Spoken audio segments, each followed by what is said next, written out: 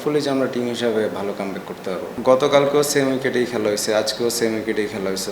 ফরেনারগুলো না আসার জন্য একটা টিম কম্বিনেশনটা প্রবলেম। না আসলে দুইটা ম্যাচ গেছে, কিন্তু এখানে আমার কাছে মনে হয় যে এই কন্ডিশনে নতুন বলের প্রথম 3-4 ওভার অনেক চ্যালেঞ্জিং, কারণ বল ভালো মুভ করে।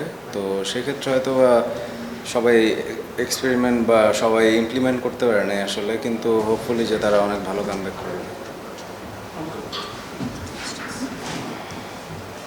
ওকে, কপি লাস্ট সিনারিওটা যদি কি বলতেন, মানে আপনার নেতাদের 5টা উইকেট চলে গিয়েছিল, তারপরে মনে হচ্ছিল যে আপনার ম্যাচটা জিততে পারে, সেখান থেকে আসলে কি হলো বা ওই সময়?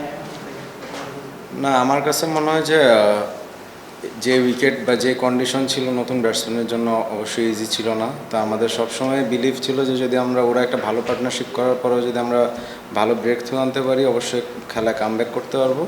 বাট কিছুটা আনলাকি যে হয়তো আমরা ম্যাচটা জিততে পারতাম, অনেক ক্লোজ ছিলাম, বাট ইনশাল্লাহ নেক্সট ম্যাচ জিতব।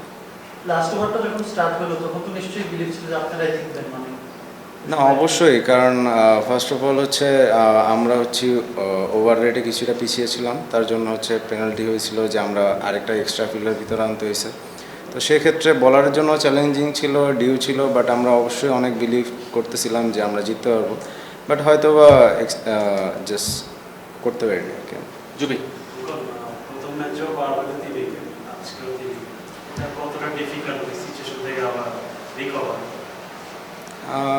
আসলে ওরাও চাচ্ছে টপ অর্ডাররাও যাতে তাড়াতাড়ি অ্যাডজাস্ট করতে পারে, কিন্তু ওরা অবশ্যই ক্যাপেবল। আমরা চাই যে ওরাও চায় যে নেক্সট ম্যাচ থেকে যাতে আমরা ভালোভাবে স্টার্ট করতে পারি, তাহলে অবশ্যই আমাদের টিমের টোটাল আরও ভালো হবে। দুইটা ম্যাচে আপনাদের ব্যাটিং সমস্যাটা সবচেয়ে বেশি দেখা দিল। অনেক প্লেয়ার আসার কথা ছিল, এখনো পর্যন্ত আসেনি, এবার সৌম্য হয়তো পরবর্তীতে জয়েন করবে। টিমের সম্পূর্ণ প্রশাসন, টিমের কম্বিনেশনটা কি কোথাও সমস্যা মনে হচ্ছে কিনা, বা অন্য কোনো? না আসলে বিপিএলে এমনটা হয়, কারণ এমন না যে এটা অনেক নতুন, এমন হয়, কিন্তু যারা খেলতেছে স্টিল ওরা অনেক ক্যাপেবল, কিন্তু হয়তো বা জাস্ট একটা দুইটা ম্যাচেই কাউকে জাজ না করাটা ভালো। আর হোপফুলি যে আমরা টিম হিসাবে ভালো কামব্যাক করতে পারবো। অপোনেন্ট টিমের খালেদ আসছে, উনি বলছিলেন ওনারা জানতেন যে আপনারা একটা বোলার শট, এই আলোচনাটা কি আপনাদের মধ্যে ছিল?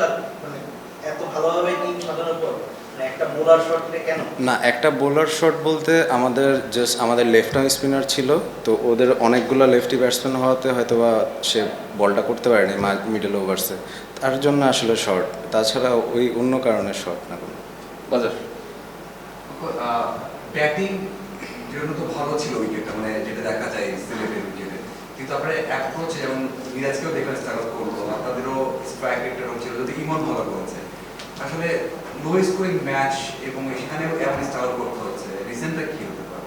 কারণ লো স্কোরিং ম্যাচ, মানে উইকেট কি ডিফিকাল্ট ছিল এমন, নাকি অ্যাপ্রোচে আমাদের? উইকেট ডিফিকাল্ট থাকলেই তো লো স্কোরিং ম্যাচে, কারণ গতকালকেও সেম উইকেটেই খেলা হয়েছে, আজকেও সেম উইকেটেই খেলা হয়েছে। তো আজকে দুপুরের ম্যাচে জাস্ট 130 হয়েছে, ওইটাও চেস করতে অনেক টাফ হয়েছে। তো আমরা সবাই জানতাম যে ইউজড উইকেট অবশ্যই এখানে একটু চ্যালেঞ্জিং হবে, ইভেন ওদের বলার্সও অনেক ভালো বোলিং করছে, স্টার্টিংয়ে ভালো উইকেট পাইছে। তো সেক্ষেত্রে আমাদের প্ল্যান ছিল আর কি যে এমন একটা স্কোরের খেলা হবে, এমন রান ডিফেন্ড করতে হবে।